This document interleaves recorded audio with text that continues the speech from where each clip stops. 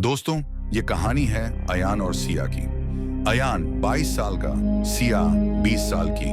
दोनों इंडिया के पश्चिमी तट के एक छोटे से शहर में रहते थे। उस दौर में विदेश यात्रा करना बहुत बड़ी बात मानी जाती थी, और खासकर समुद्र के रास्ते। उन्होंने प्लान बनाया, एक छोटी बोट के जरिए अरब सागर पार करके एक खूबसूरत आइसलैंड घूमने का। अब आप सोचिए, 1907 में न कोई हवाई जहाज की सुविधा थी, न आधुनिक नेविगेशन सिस्टम और न ही सेफ्टी इक्विपमेंट। समुद्र में उतरना मतलब किस्मत को हवाओं के भरोसे छोड़ देना। सफर के पहले 3 दिन बिल्कुल सपनों जैसे थे। नीला आसमान, ठंडी हवा और दूर तक फैला समंदर। लेकिन दोस्तों, चौथे दिन किस्मत ने करवट बदल ली। मौसम अचानक बिगड़ गया। इतिहासकार बताते हैं कि 1907 में अरब सागर में औसतन 8 बड़े समुद्री तूफान आए थे। उस दिन हवा की रफ्तार 80 किलोमीटर प्रति घंटा तक पहुंच गई। लहरें 15 से 20 फीट ऊंची उठ रही थीं। कंपास घूमना बंद हो गया। जहाज अपनी दिशा खो बैठा। रेडियो जैसी कोई चीज तो उस समय थी ही नहीं। मतलब आप वहां होते तो बस ईश्वर के भरोसे। जब अयान और सिया ने आंख खोली तो बोट टूट चुका था। वो दोनों लकड़ी के टुकड़ों से किसी तरह तैरकर एक किनारे पहुंचे। ये एक आइसलैंड था, लेकिन वो टूरिस्ट वाला स्वर्ग नहीं, बल्कि मौत का जाल।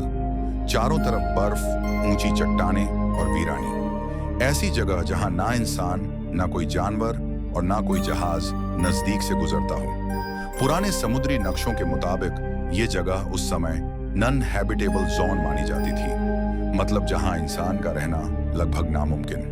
पहले कुछ दिनों तक उन्होंने बैग में रखी चीजों से गुजारा किया, सूखा ब्रेड, कुछ मिठाई और पानी। लेकिन दोस्तों, ऐसे हालात में खाना ज्यादा दिन नहीं टिकता।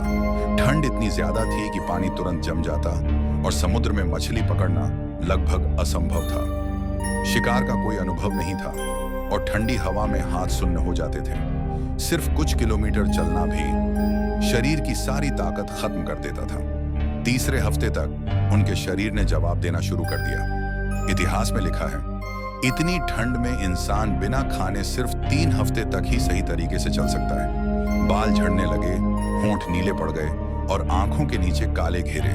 उन्होंने बर्फ के नीचे छिपे मरे हुए पक्षी खाए, सड़े मांस को भी खाया, लेकिन पेट कभी भर नहीं पाया। भूख अब उनके लिए सबसे बड़ा दुश्मन थी। 3 महीने गुजर चुके थे।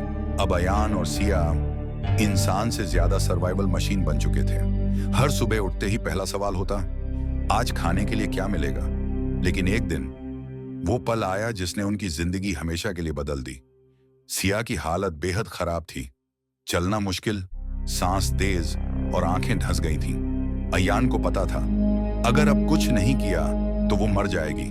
और तब उसने वो किया जो सुनकर भी आपका दिल कांप जाएगा। उसने अपनी छोटी उंगली काट दी। खून बर्फ पर गिर रहा था। दर्द असहनीय था, लेकिन भूख ने उसे मजबूर कर दिया। उस दिन इंसान और जानवर के बीच की लाइन हमेशा के लिए मिट गई। 6 महीने बाद एक मछली पकड़ने वाली नाव वहां आई। शायद किस्मत को अब उन पर तरस आ गया था। दोनों को बचा लिया गया, लेकिन उनके चेहरे, उनकी आंखें सब बदल चुके थे। वो पहले जैसे हंस नहीं पाते थे, क्योंकि उन्हें पता था उन्होंने जिंदा रहने के लिए क्या किया था। घर लौटकर भी ये कहानी सिर्फ उनकी नहीं रही। ये 1907 की सबसे डरावनी सर्वाइवल कहानियों में दर्ज हो गई। दोस्तों, ये घटना हमें बताती है कि इंसान जिंदा रहने के लिए किसी भी हद तक जा सकता है। लेकिन सवाल ये है, क्या सिर्फ जिंदा रहना ही जीत है, या फिर इंसानियत बचाकर जीना ही असली जीत है।